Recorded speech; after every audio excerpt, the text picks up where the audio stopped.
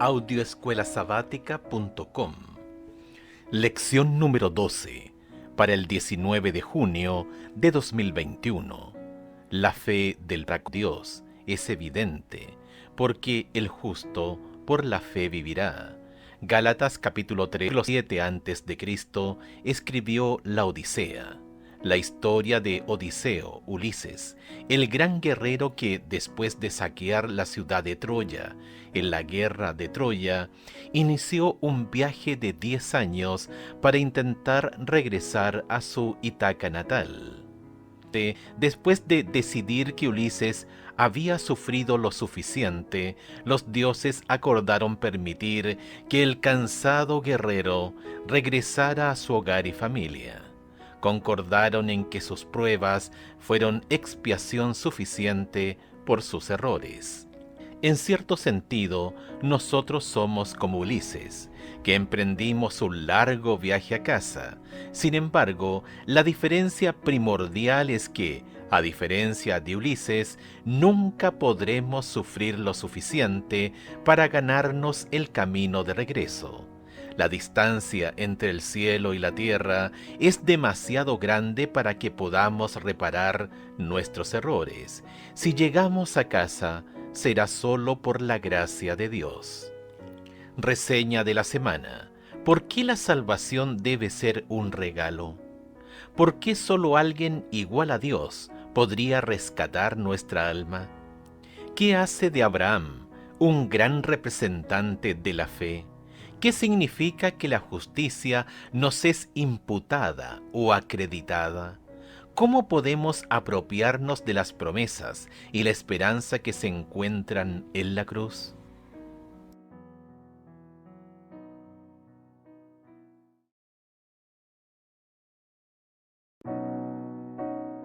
Audioescuelasabática.com. Domingo 13 de junio. Reflexiones del Calvario.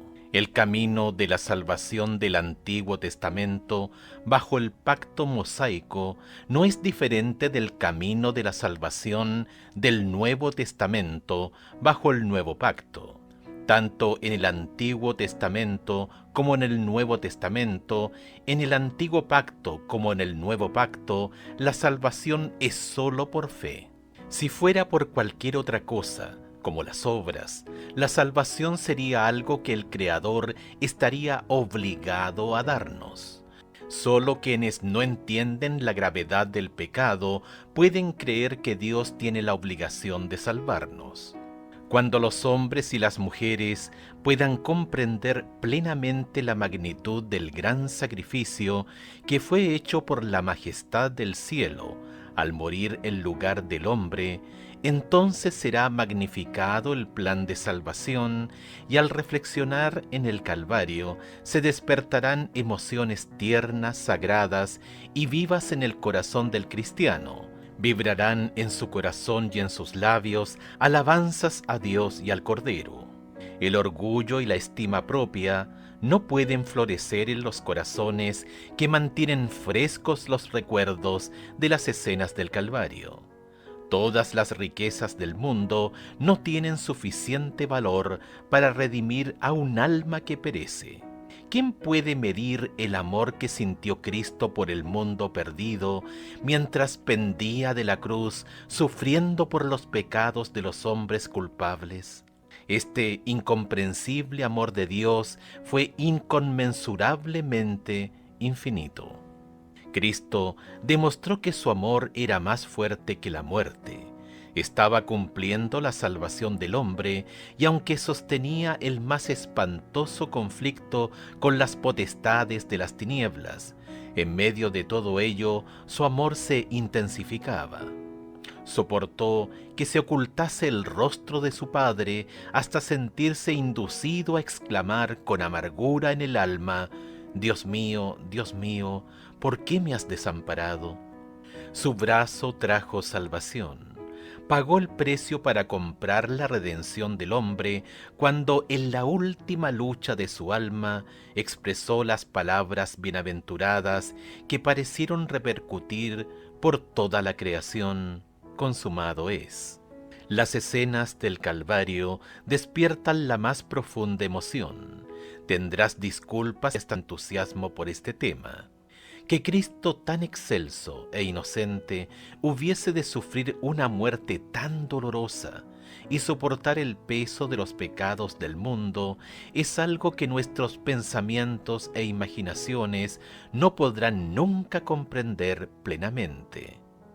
No podemos medir la longitud, anchura, altura y profundidad de un amor tan asombroso. La contemplación de las profundidades inconmensurables del amor del Salvador deberían llenar la mente, conmover y enternecer el alma, refinar y elevar los afectos y transformar completamente todo el carácter. Testimonios para la Iglesia, tomo 2, páginas 191 y 192. Medita con oración sobre lo que Elena de White escribió aquí. Escucha Gálatas capítulo 6, verso 14, teniendo en mente estas líneas y luego pregúntate, ¿de qué manera puedo gloriarme en la cruz de Cristo? Gálatas capítulo 6, verso 14. Pero lejos esté de mí gloriarme, sino en la cruz de nuestro Señor Jesucristo, porque en el mundo me es crucificado a mí, y yo al mundo.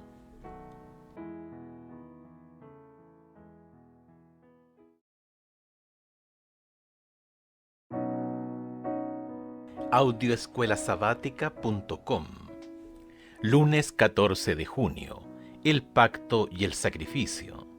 Sabiendo que fuisteis rescatados de vuestra vana manera de vivir, la cual recibisteis de vuestros padres, no con cosas corruptibles como oro o plata, sino con la sangre preciosa de Cristo, como de un cordero sin mancha y sin contaminación.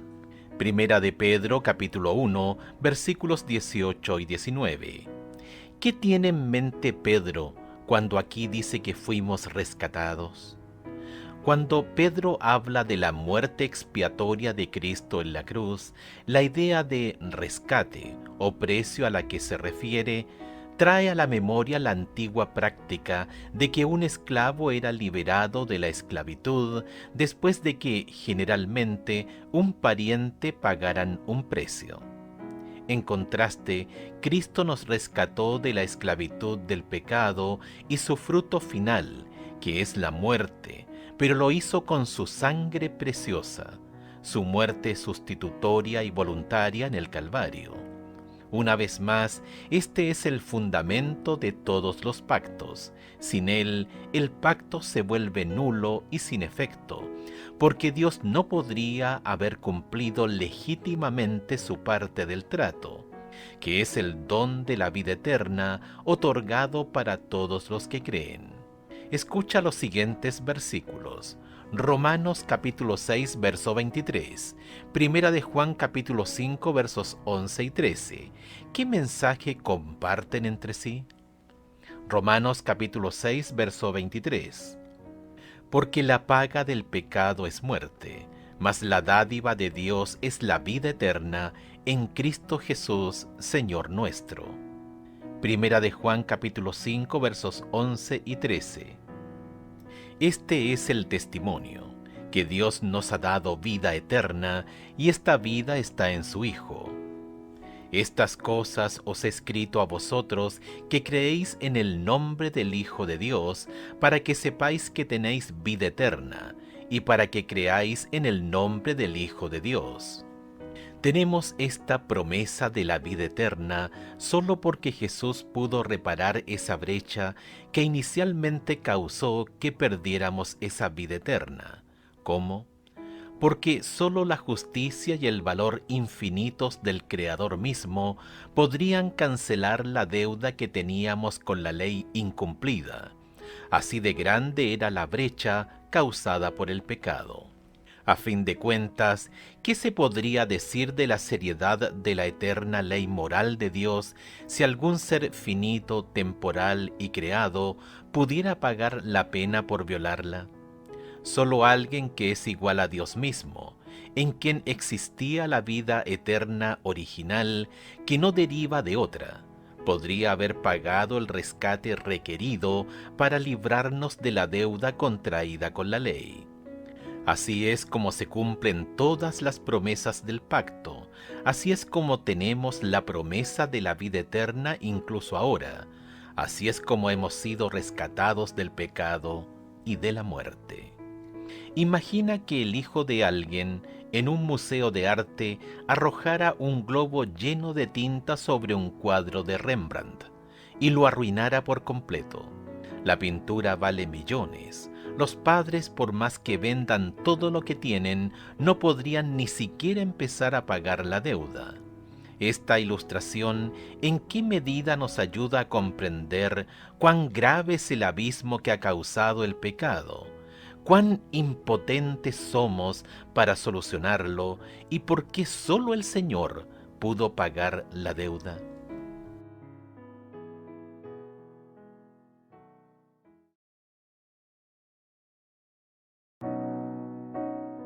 Audioescuelasabática.com. Martes 15 de junio. La fe de Abraham. Primera parte. Y creyó a Jehová, y le fue contado por justicia. Génesis capítulo 15, verso 6.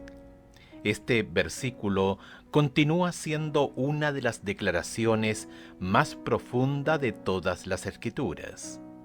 Ayuda a establecer la verdad básica de la religión bíblica, la de la justificación solo por la fe, y lo hace muchos siglos antes de que Pablo escribiera sobre ella en Romanos.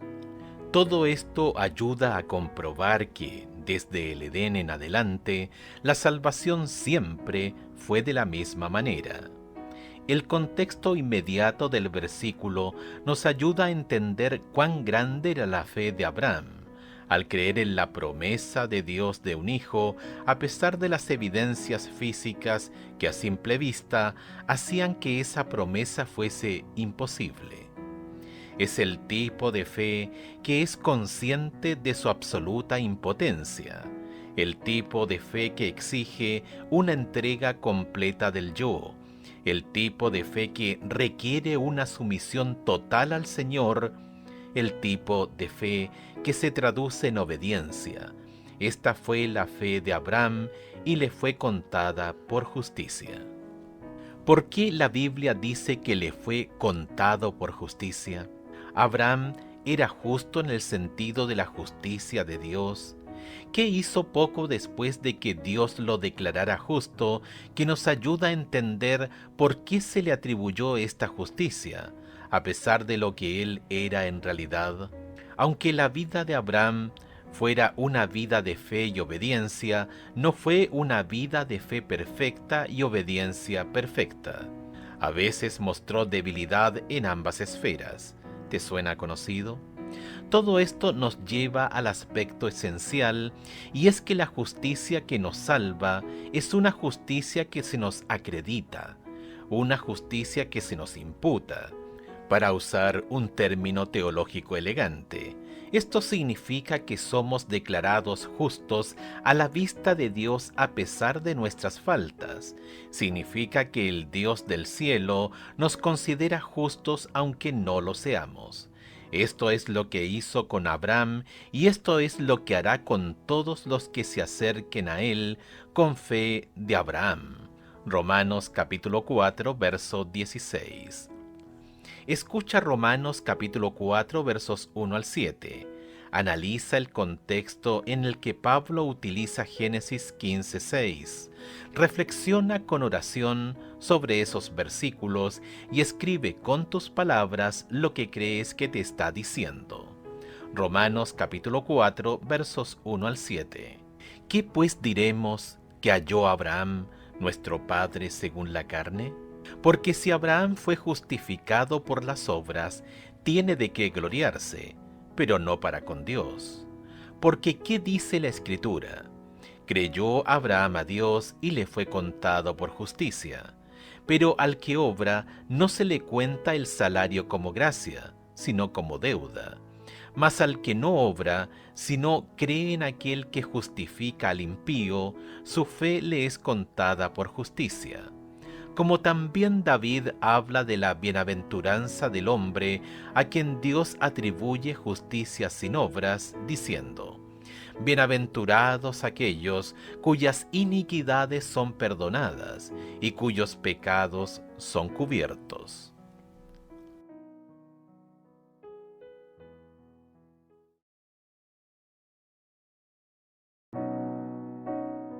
Audioescuelasabática.com. Miércoles 16 de junio. La fe de Abraham, segunda parte. Si observamos nuevamente Génesis capítulo 15, verso 6, podemos ver que distintas versiones traducen el término como contado.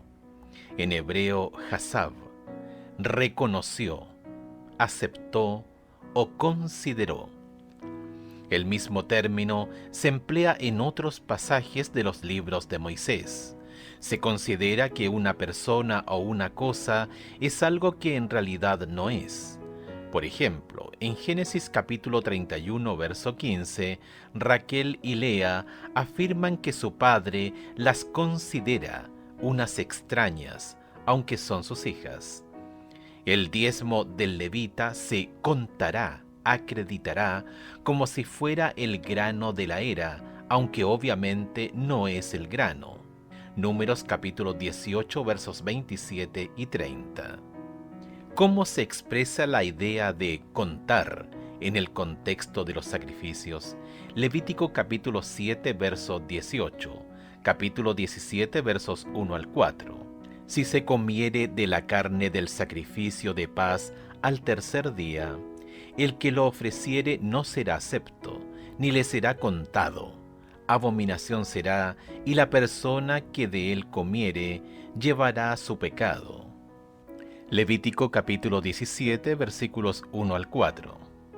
Habló Jehová a Moisés diciendo: Habla a Aarón y a sus hijos y a todos los hijos de Israel y diles: Esto es lo que ha mandado Jehová.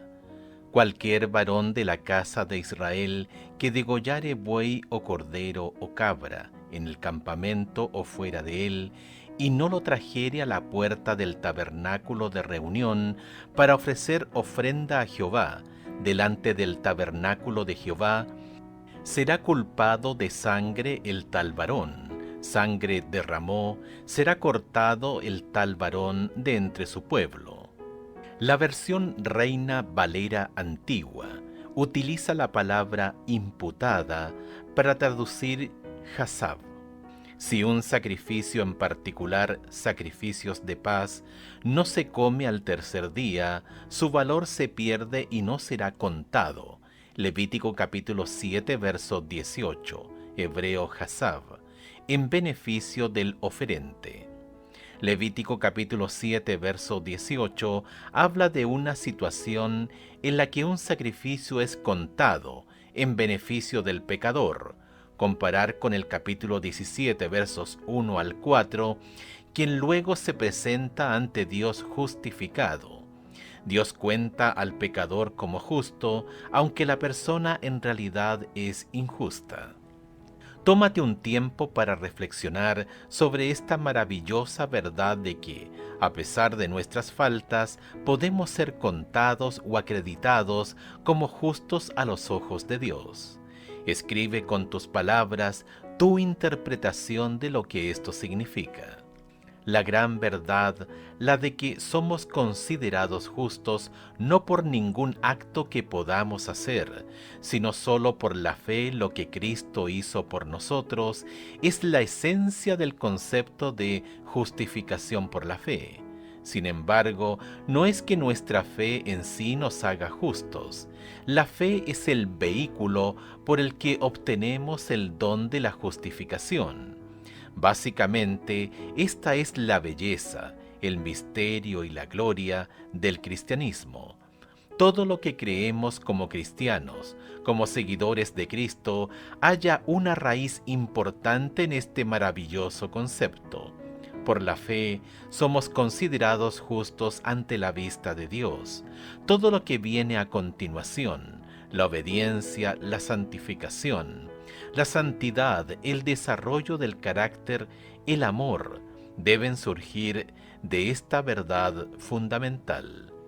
¿Cómo respondes a alguien que intenta ser cristiano y no obstante dice, pero no me siento justo?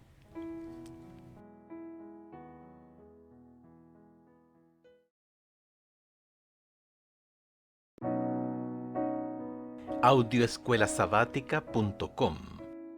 Jueves 17 de junio. Descansemos en las promesas. Se cuenta la historia del famoso cardenal Bellarmino, el gran apologista católico que durante toda su vida luchó contra el mensaje de la justificación solo por la justicia imputada. Mientras agonizaba, le llevaron los crucifijos y los méritos de los santos para darle seguridad antes de morir. Pero Bellarmino dijo: llévenselos. Creo que es más seguro confiar en los méritos de Cristo. Hay muchos que, al acercarse al final de su vida, miran hacia atrás y ven cuán vanas, cuán inútiles son sus obras para ganar la salvación ante un Dios santo y por lo tanto cuánto necesitan de la justicia de Cristo. Sin embargo, lo bueno es que no tenemos que esperar a que la muerte esté a las puertas. Podemos tener la seguridad en el Señor ahora. Todo el pacto se basa en las seguras promesas de Dios ahora, promesas para nosotros ahora, promesas que pueden mejorar nuestra vida ahora. Busca los siguientes versículos y responde la pregunta que se formula en cada uno en el contexto de desarrollar, mantener y fortalecer tu relación de pacto con Dios. Salmos 34:8. ¿Cómo se puede degustar la bondad de Dios? Gustad y ved que es bueno Jehová. Dichoso el hombre que confía en él. Mateo capítulo 11, verso 30. ¿Qué es lo que Cristo ha hecho por nosotros que facilita este yugo? Porque mi yugo es fácil y ligera mi carga. Romanos capítulo 5, verso 1. ¿Qué tiene que ver la justificación con la paz? Justificaos pues por la fe, tenemos paz para con Dios por medio de nuestro Señor Jesucristo. Filipenses capítulo 2 versos 7 y 8. ¿Qué obtuviste de la experiencia de Cristo? Sino que se despojó a sí mismo, tomando forma de siervo, hecho semejante a los hombres, y estando en la condición de hombre, se humilló a sí mismo, haciéndose obediente hasta la muerte y muerte de cruz. Examina tu vida con oración y pregúntate: ¿qué cosas estoy haciendo que fortalecen mi relación con Dios y cuáles la están dañando? ¿Qué cambios necesito hacer?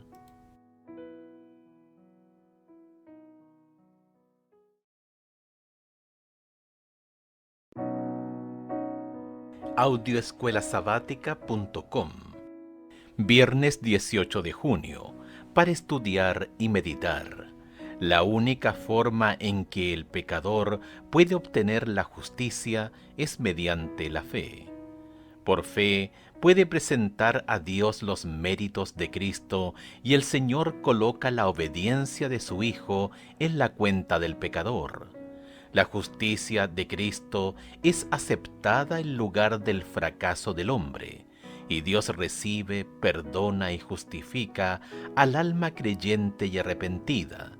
La trata como si fuera justa, y la ama como ama a su Hijo. De esta manera, la fe es imputada a justicia. Mensajes Selectos, tomo 1, página 442. Cuando por el arrepentimiento y la fe aceptamos a Cristo como nuestro Salvador, el Señor perdona nuestros pecados y nos libra de la penalidad prescrita para la transgresión de la ley. El pecador aparece delante de Dios como una persona justa, goza el favor del cielo y por medio del Espíritu tiene comunión con el Padre y con el Hijo. Luego hay aún otra obra que debe ser hecha, y esta es de naturaleza progresiva. El alma debe ser santificada por la verdad, y esto también se logra por fe, pues es solamente por la gracia de Cristo, la cual recibimos por la fe, como el carácter puede ser transformado. Mensajes Selectos, tomo 3, página 225. Preguntas para dialogar. 1. ¿Qué distinción se hace entre una fe viva y una fe muerta? Santiago capítulo 2 versos 17 y 18. ¿Cómo describe Pablo una fe viva? Romanos capítulo 16 verso 26. ¿Cuál es la palabra clave que ayuda a revelar lo que implica la fe? 2.